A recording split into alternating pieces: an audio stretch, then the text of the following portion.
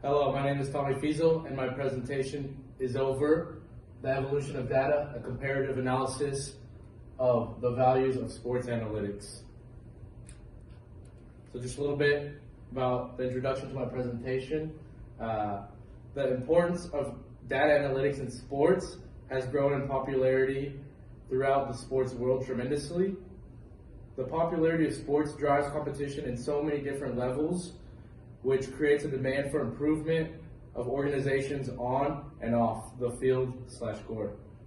Sports analytics argues that games can be won before the match has even started. There is a high demand for data analytics in sports. That is why data analytics has paved the path for the industries of sports. Now the demand for having the best analytics team not only creates advantages off the field, but also on the field. Analytics gives real-time data that is accurate and reliable. Having the data available is only one part of the puzzle because it is available for everyone. So it's important for the organizations that know how to use it more efficiently than others. It depends on the organization to be able to use it efficiently and to be able to understand it and present it, not to only their players, to their staff, but everybody involved. According to the analytics expert at QuadSnick, sports analytics is the future of professional sports as it helps teams to gain a competitive advantage.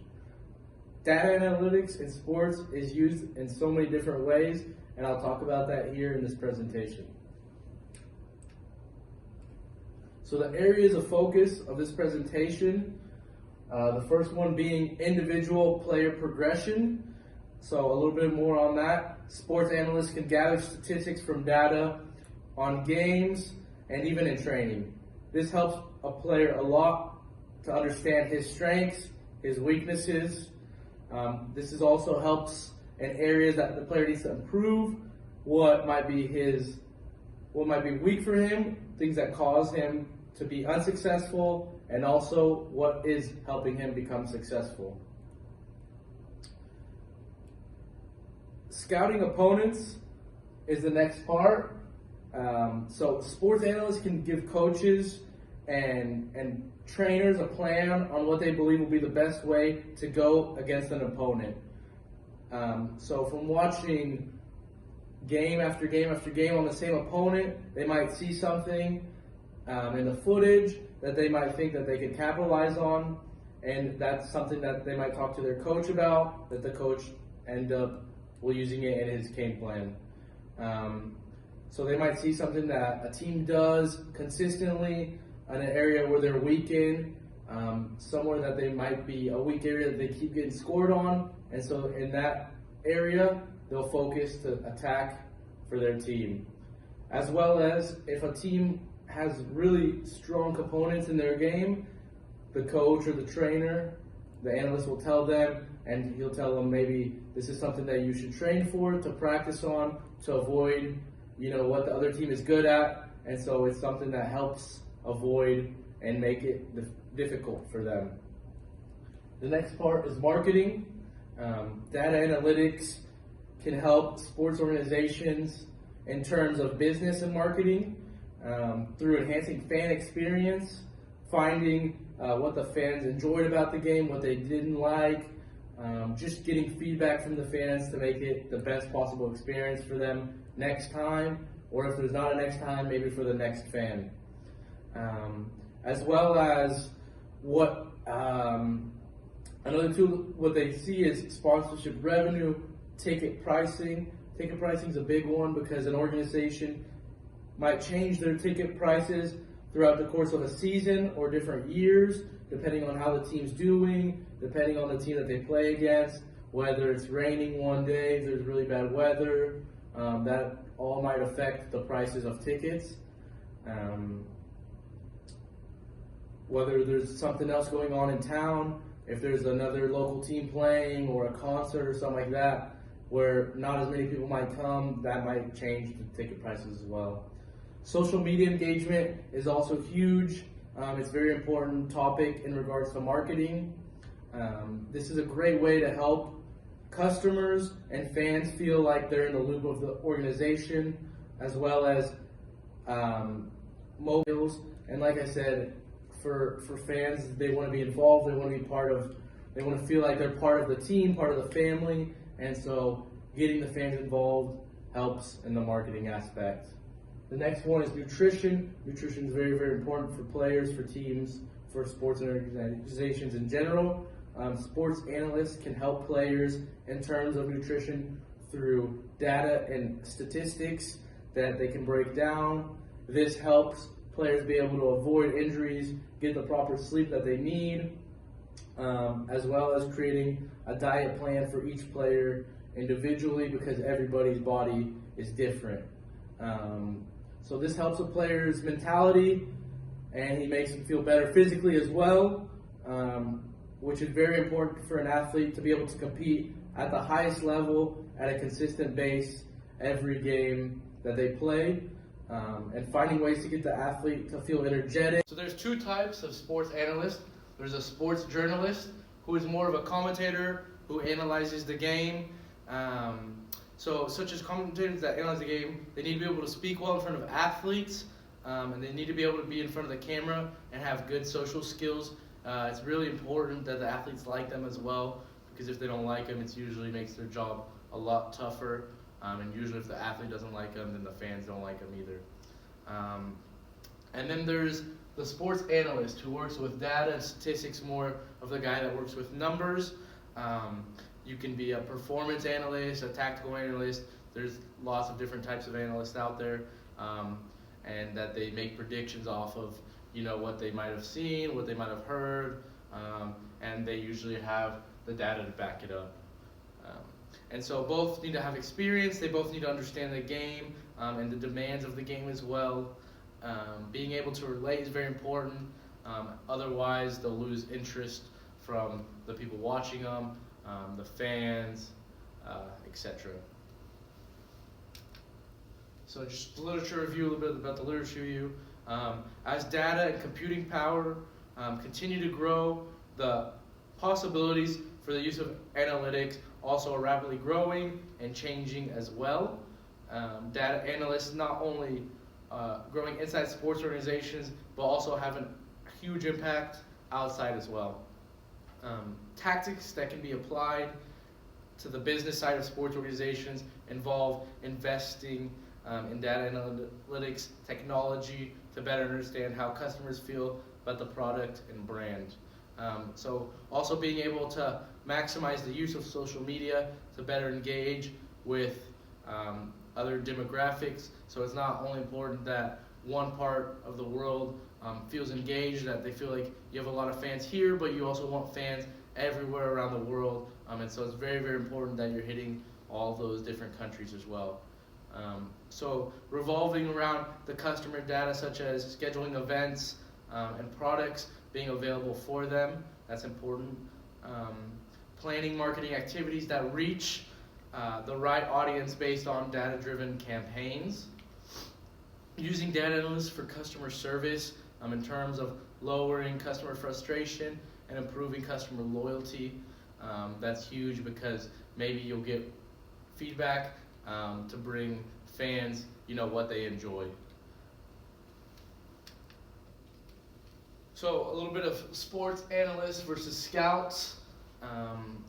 So as changes continue to grow, to be seen throughout the universe of sports, one of the questions that has arisen is the difference between a scout and a sports analyst. Is one more beneficial than the other? Is one's information more important? Who should be getting paid more? So these are all questions that are being asked right now. And there can be arguments for each side, which one is more valuable, but at the end of the day, they both have great value. So scouts are seen more as people who recruit and look for talent with an understanding of the game and have experience as well as knowledge and know what to look for. So usually when you go to a game and you see that person there with a notebook, that's typically the scout, person that, he might find a good player but not a good fit for the group, or other way around, maybe not somebody that's hottest on the list, but he's a really good asset and he'd be really good for the group. So that's something that a scout might be able to pick out, and maybe not an analyst. And an analyst on the other hand, are people seen who might not know as much about the game, but they have a mathematical understanding of being able to find formulas and interpret data and statistics to get the best results. So that doesn't always mean that it's this way, but nowadays scouts can be able to use numbers as well.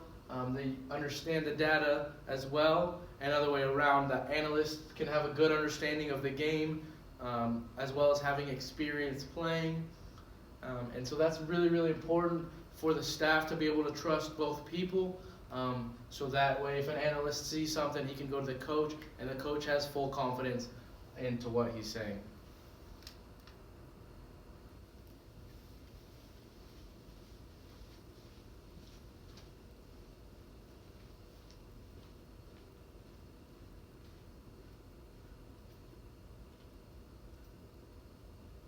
And Sure, go ahead. Major League Baseball and its fans, they're going to be more than happy to throw you and Google under the bus if you keep doing what you're doing here. You don't put a team together with a computer, Billy. No? No. Baseball isn't just numbers. It's not science. If it was, then anybody could do what we're doing, but they can't because they don't know what we know. They don't have our experience and they don't have our intuition. Okay. Billy, you got a kid in there that's got a degree in economics from Yale. You got a scout here with 29 years of baseball experience. Yeah. You're listening to the wrong one. Now, there are intangibles that only baseball people understand. You're discounting what scouts have done for 150 years, even yourself. Adapt or die. This is about you and your shit, isn't it? 20 years ago, some scout got it wrong. Whoa. Okay. Now you're going to declare war on the system. Okay, my turn. You don't have a crystal ball. You can't look at a kid and predict his future any more than I can. I've sat at those kitchen tables with you and listened to you tell those parents, when I know, I know. And when it comes to your son, I know. And you don't. You don't.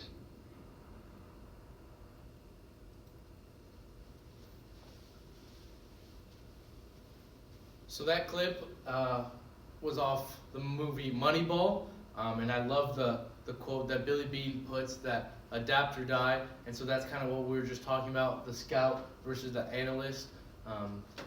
You know, back in the day, maybe the analyst wasn't as big, so that's why scouts were always present. And now with this new trend of having this analyst, you know, it gives another side of recruiting players and all these different things. And so, like I said, you know, scouts might not always be right, and neither might the analysts. So there's both value for both sides. And so just the discussion side of it. So this research on data analysts in sports is important in terms of understanding the difference between the need for it and the want for it. So with data analytics, sports teams can gather information to improve individual players' performance as well as team performance. There's so much data available these days that you can get so much information on other teams, other players, which can be an advantage for the organization that can capitalize on these opportunities.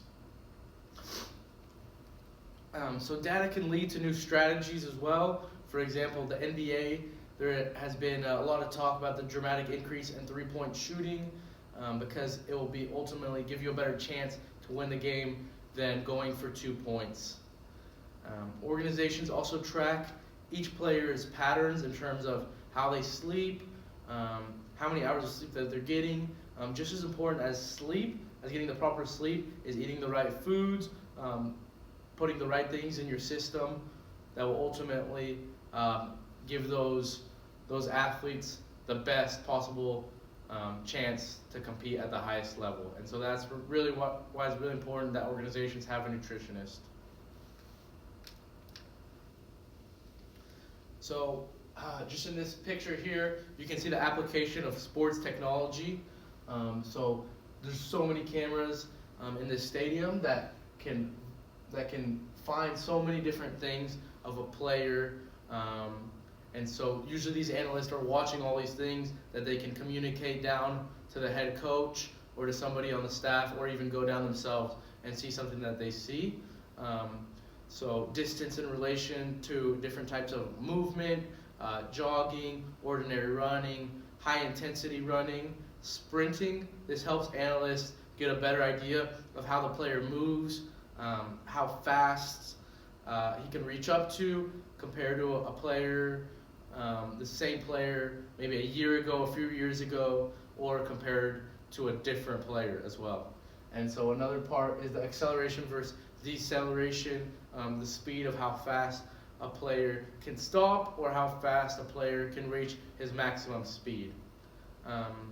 Performance index versus under acceleration or deceleration, frequency steps, the speed of turning, which is not only how fast is a player running but at full speed, but how fast is he turning with the ball, without the ball, etc. What direction does the player face? What is the player's tendencies? Running characteristics, offensive, defensive, being able to identify where a player prefers to go or how often he does the same movement, which is very vital. Heart rate, keeping the player in a certain zone and measuring the player's heart rate is very important. Personalized video measurements provide data synchronized in time for body sensors combined with position sensors in the venue or at the training facility. So this type of data and visualization leaves no room for players to hide their weaknesses and mistakes. So if somebody makes a mistake, yes, it's clear, everyone sees it, and you can't hide from it. With multiple cameras, that's always being recorded and traced. This is very beneficial for not leaving much up for discussion because the facts are clear and obvious.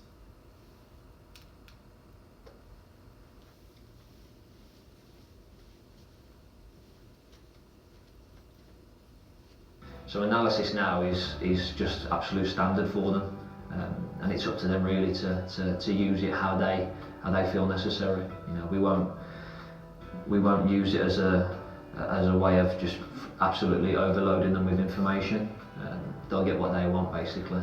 We've also implemented and developed in-house a Derby County app, which again we can provide the players with everything they need should they want to watch anything outside of the football club, which more and more of them do now. So they can watch all of their training sessions, individual clips, everything from the game, all the data from the game. They can have that on the app. We use it as a scheduling system, and all different departments of the football club can use the app to basically feed back to the players, and the players can use it to feed back to us as well. So we're giving the players and the staff everything that they possibly need to be as prepared as what they could be to go and win a game on a Saturday or a Tuesday, midweek. So, and I think that's really important that by providing that sort of service to the players, that's where we get our buy-in, where they see the importance of what we're doing.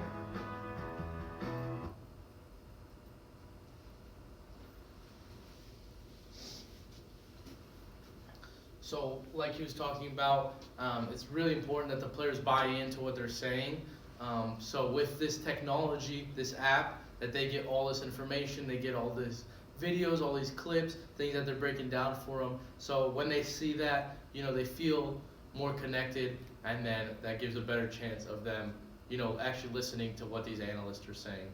So some of the pros of data analytics are it's fact-based decision making, team selection, improving team performance, analyzing player or individual performances, monitoring health performance, making better communication with the team, enhancing fan experiences, and also identifying top performers.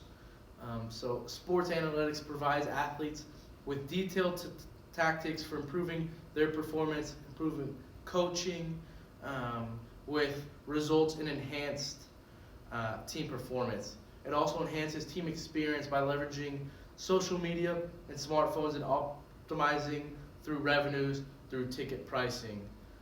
So the use of sports analytics helps smart teams and organizations be able to spend less money and be more efficient. So sometimes the most expensive players are not the best fit for that organization. And so some of the cons on the other side is not everyone is a fan of the changes that come with the revolution of data analytics in sports.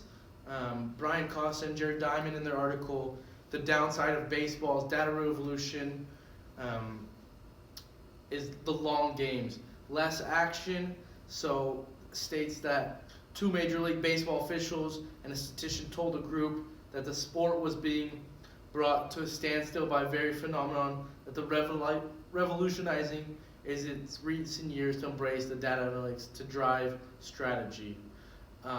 So, people want action when they go to the games. They want the games to be entertaining, and when it slows it down, it causes people to lose interest. Also found in this article is a quote by San Francisco Giants chief executive Larry Baer. The sport is going down a path that is a byproduct of very smart people trying to figure out the best strategies to win. So the difficult part is finding a way to be efficient and using data analytics, not always trying not to ruin the entertainment of the sport, but always trying to get the best results. So people are always trying to find out ways to make the game better, but at what cost? And so another quote from Brian Costa and Jared Diamond, they talk about how baseball has become slower and played as a result of longer games and slower pace of the game. And so that's what you see here is that average length of the game in 1987 was 2 hours and 46 minutes, and now in 2017 is 3 hours and 5 minutes. Strikeouts per game in 1987 was 11.9, and in 2017, 16.5. Pitchers used in a game, 5.8 in 1987, and in 2017, 8.4. And the last one, average time between balls in play in 1987 was 3 minutes and 6 seconds, and in 2017 was 3 minutes and 48 seconds. So as you see there, it's pretty drastic, and that's why a lot of people are losing interest. So baseball is not the only sport that is seeing their game slowed down and lose the interest of fans because of it. So soccer as well is having the same issue with the new addition of VAR. VAR stands for Video Assistant Referee, and it is a new technology put in place to help referees change their call or get a second look at something that might have been pretty skeptical. VAR is like reviewing the play in basketball, baseball, hockey, and football. The problem with this is that it slows down the game and sometimes takes longer than what the viewers and even the players like. So this causes a controversy in terms of the positive that the referees have a better chance to make the correct call, and the negative side that is disrupts the momentum of a game and takes the emotion out of a game due to the stoppage play to review the call. So you might score a goal, you might get very, very happy, and then 5 minutes later they change the call and say no goal. And so that's why you see a lot of players, a lot of coaches, and a lot of fans at the same time becoming very upset because of this. So a few changes. Data analytics in sports has very many clear advantages. Athletes have a better understanding of their bodies and how they need to prepare in everyday lives. Coaches have a better understanding of their opponents and the effectiveness of their team in different areas. The organization has a better understanding of their target audience and how to make the best experience for their fans, as well as getting them engaged with the team. So, as stated in the article by Matt McCollin, titled How Data Analytics is Revolutionizing Sports, they also help general managers spot undervalued players. So a team that can make a trade that works in its favor, players themselves have utilized analytic tools and devices such as wearables to monitor their sleep, their fatigue levels, which can help them avoid injury and train more effectively as well. So the data also helps teams and coaches organize defensive matchups. Instead of matching up against their positions, coaches might rotate the best defender to guard the best attacker. And when it comes to drafting in sports, data analysis, it might tell you something that what might not be what everybody else thinks.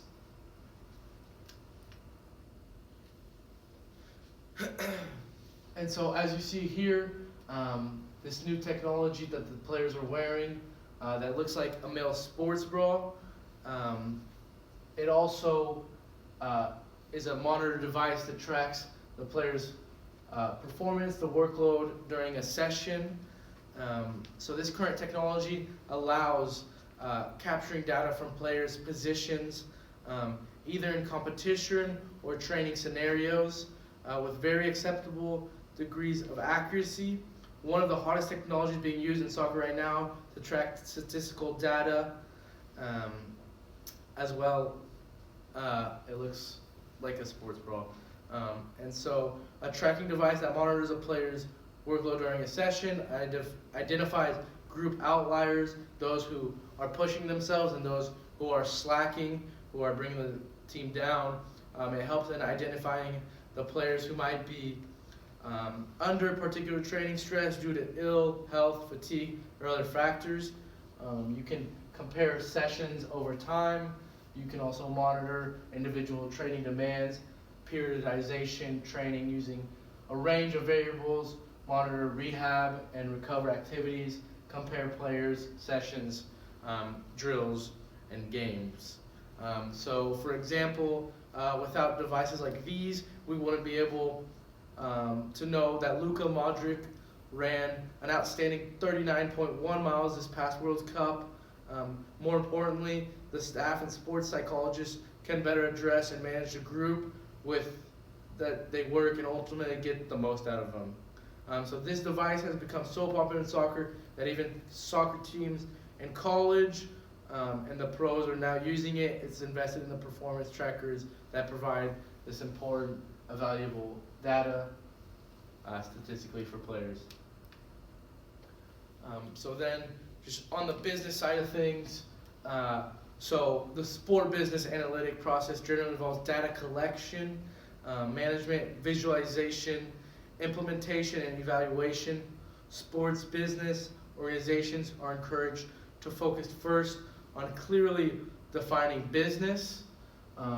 So as you see in this quote here, that sport business analytic process generally involves data collection, management, visualization, implementation, and evaluation. Sports managers are encouraged to focus on defining business strategies, goals, objectives before developing a data-driven or staffing an analytics department. So data analytics can play an important role in business marketing. Having this type of data, sports organizations have a better understanding of their fans, customers, and competition. This helps the company become more efficient in terms of being able to create business and find out their strengths and their weaknesses as well. This also helps by creating a customer relationship and fan engagement, which plays a vital role. Creating a fun and exciting atmosphere at home games will leave customers with a positive experience that will want them to come back to the stadium. So data analytics can create fan profiles by getting their contact information, such as phone numbers, emails, and then sending them information about team news or merchandise discounts or any events that the team is having. So keeping fans in the loop is very important. It gives them a sense of belonging as if they're a part of that organization. According to a new study by Grandview Research Incorporation, increasing preference for sports as a career option coupled with the growing demand for tracking and monitoring live data of players is expected to drive the market growth. Use of analytics in sporting events help different market grow. Use stakeholders including sports persons, associations, and fanatics to get in depth inside of live in-game activity as well as past game events. So the analytic market is continuing to grow. There's so many benefits in sports analytics. At times the best engagement with fans and customers is through social media, since it has a very powerful impact, whether it's liking it, commenting, or sharing posts. It just gets around so quickly. So the business side of sports analytics leads to recording data to create revenue and maximum efficiency. So as you can see here, this is significant changes from data analytics, such as fantasy football. which is very, very popular these days. Here's a graphic of a draft kit and websites that some are free and some that you have to pay for. There's a lot of people that gamble. They put a lot of money in fantasy football, and they can access so much data on statistics from rushing attempts, passing attempts, total yards, yards per play, turnovers committed, turnovers forced, rushing yards allowed, passing yards allowed, rushing attempts against, passing attempts against, penalty yards occurred, opponent penalty yards occurred. So just having this visualization, you can get so much data. It's pretty easy to understand as well, and it gives customers a good feeling of what they're doing.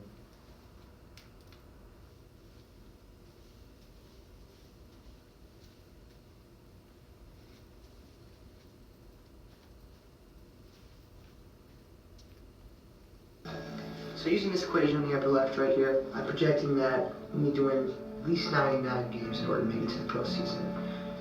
We need to score at least 814 runs in order to win those games and allow no more than 645 runs.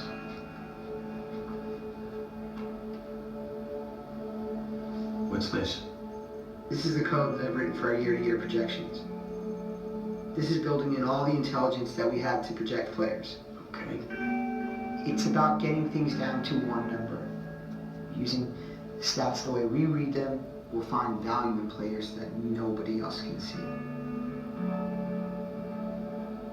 People are overlooked for a variety of biased reasons and perceived flaws. Age, appearance, personality. Bill James and mathematics cut straight through that. Billy, of the 20,000 notable players for us to consider, I believe that there is a championship team of 25 people that we can afford, because everyone else in baseball undervalues them. Like an island of misfit toys.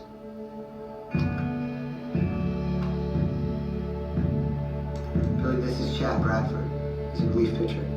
He's one of the most undervalued players in baseball. His defect is that he throws funny. Nobody in the big leagues cares about him because he looks funny.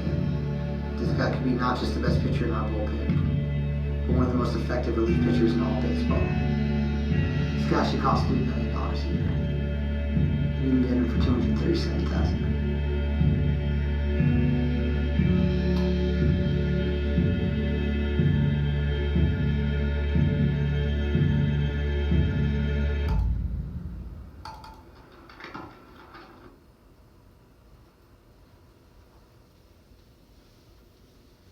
So as you've seen there, that's just a little clip of how important sports analysts can be. As you see in this visualization, from hockey, the numbers along the top represents the shifts being played. This chart shows goals, assists, what line was on the ice offensively and defensively for each goal scored in each period of the game. And so this is really important, just as that clip, that you can find small statistical values that can change the importance of how you go about going a game. So if you see that somebody's going too long in their shift and that there's a reoccurring goal, it's probably because he's getting tired and that he shouldn't be on for that long. So sports analytics has patterns, and detecting the patterns and attaching value to them. Sports analytics are used to better predict what players will need to succeed and what players will do in a certain system. The patterns apply to teams, to players, and to the fans. And so to the conclusion, data analytics in sports has grown tremendously in popularity throughout many different sports. Sports teams are using data analytics as a competitive advantage. For example, the Sacramento Kings recently hired Luke Borm, a Harvard University professor in the Department of Statistics, who will report directly to the general manager and employ expertise in data engineering and collection to empower basketball operations personnel with relevant, informational, valuable in decision making, and evaluation and overall strategy. The material gleaned from Bourne's data infrastructure will also assist the team's training staff in analyzing information received via wearable technologies. And so, as the famous saying, numbers don't lie, this shines a light on how data analytics in sports has tremendous benefits and a growing organization. And supporting organizations that have not invested yet in a data analytics department should start doing so if they want to be relevant and contending organization. And so this is one of my pages of my sources, and this is the other. Thank you again for watching my presentation.